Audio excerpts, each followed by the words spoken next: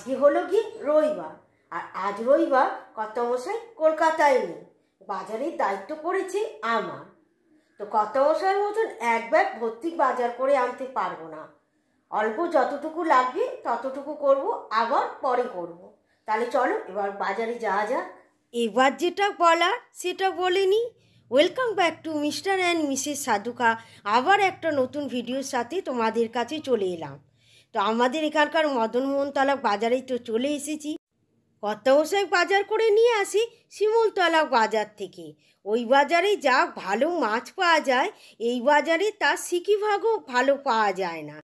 পুরো এই লাইনটা সোজা বেশ অনেকটাই এই ধরনেরই মাছই সব বিক্রি হচ্ছিল, শুধু রুই মাছটা বাদে। আবার আমি পার হয়ে ওই ফুটপাতে গেলাম। ওই ফুটপাতে মাছ কম, সবজি বেশি। তো সবজি দেখে আমার পছন্দ হলো না, শুধু এই দাদার দোকানটা এসেই দাঁড়িয়ে পড়লাম। এনার কাছেই দেখলাম সবজিগুলো একদম টাটকা, আর শীতের সব ধরনের সবজি পাওয়া যাচ্ছে। আমার যা সবজি দরকার ছিল তার থেকে বেশিই আমি নিয়ে নিলাম এই দাদার দোকান থেকে।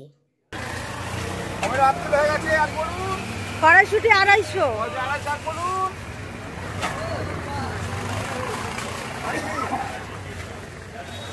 তো ভেবেছিলাম অল্প বাজার করব, কিন্তু ওই দাদার দোকানে সবজিগুলো এত ভালো লাগলো যে অনেকটা বাজার হয়ে গেল।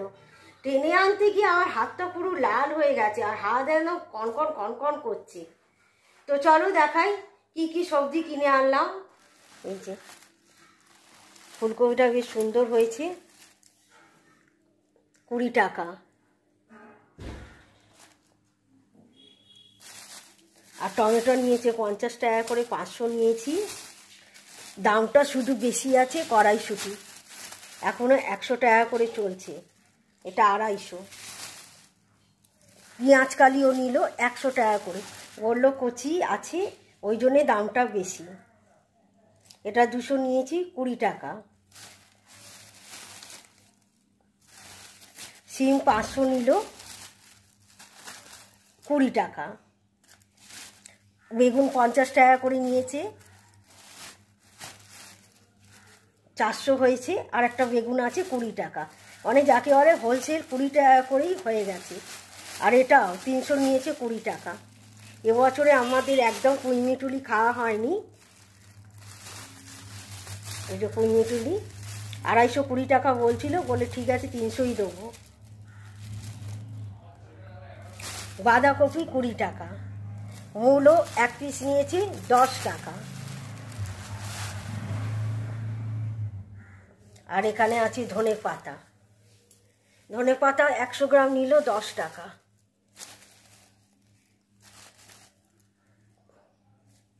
আর আছে হাঁসের ডিম, আর সঙ্গে আছে পেঁয়াজ।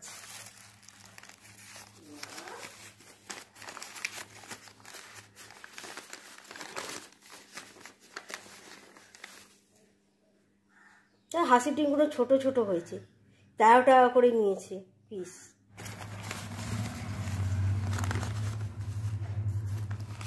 চারটে নিয়েছি। চলো আবার পরে আসছি।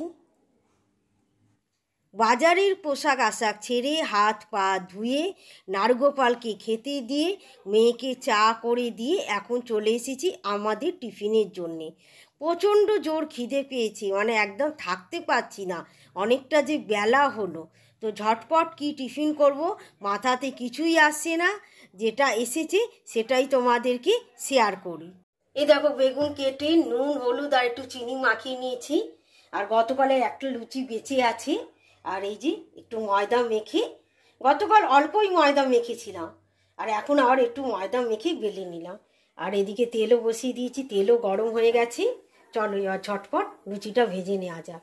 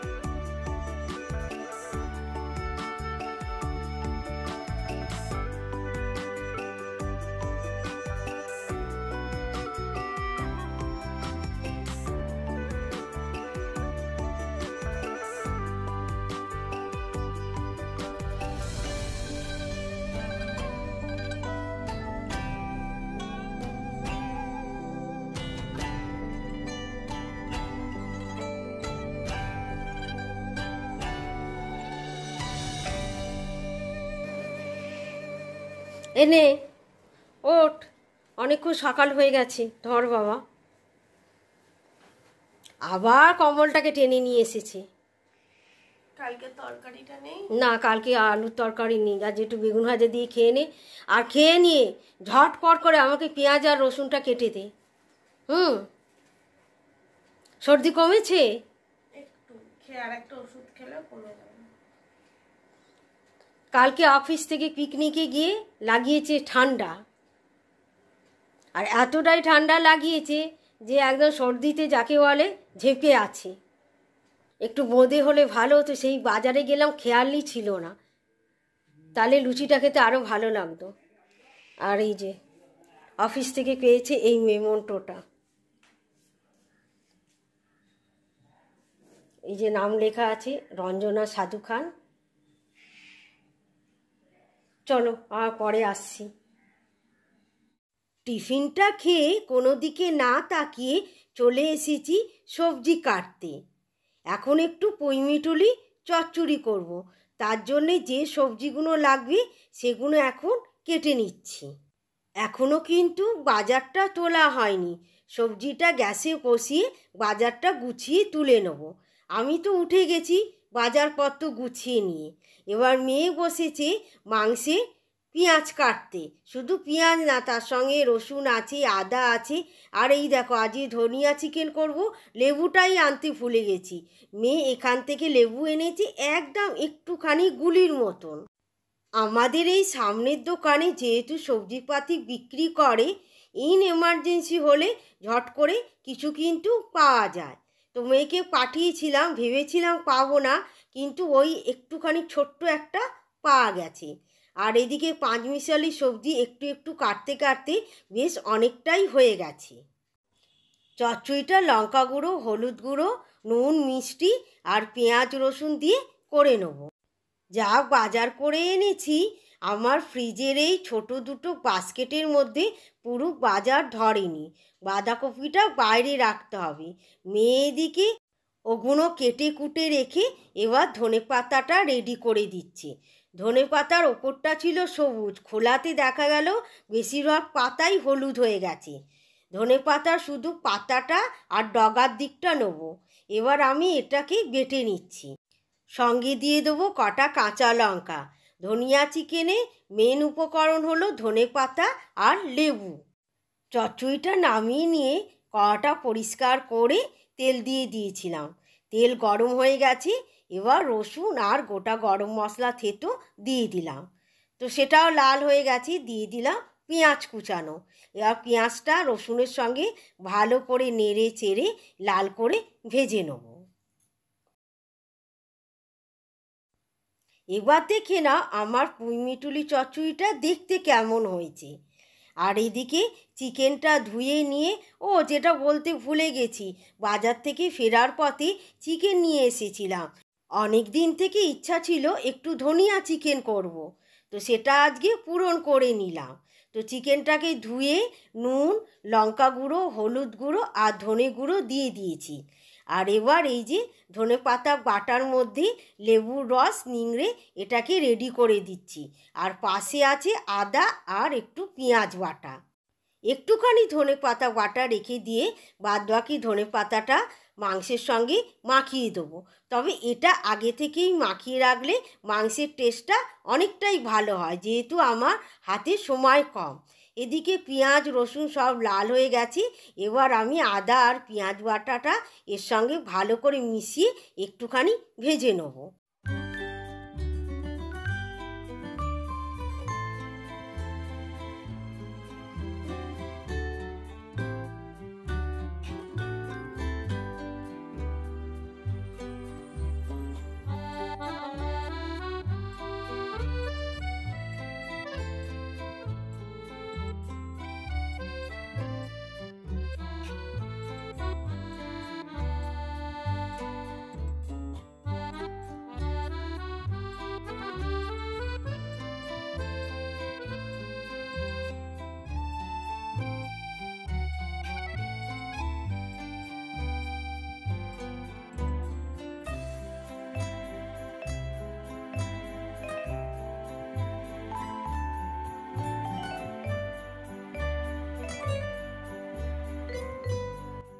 ধনিয়া চিকেন আমার রান্না হয়ে গেছে। সকালে ঘুম থেকে উঠে ফ্রেশ হয়ে চা খেয়ে নিয়ে কিছু বাসনপত্র ছিল মাজা ধোয়া করে বাজারে গেলাম। বাজার করে এনে নারুগোপালকে খেতে দিয়ে টিফিন বানালাম। টিফিন খেয়ে নিয়ে বাজারপত্র গুছিয়ে রাঁধিবাড়ি সারলাম। কর্তামশাই না থাকাতেই ভীষণ চাপ হয়ে গেছিল। তাহলে চলো আজকের মতন ভিডিওটা এখানেই শেষ করলাম।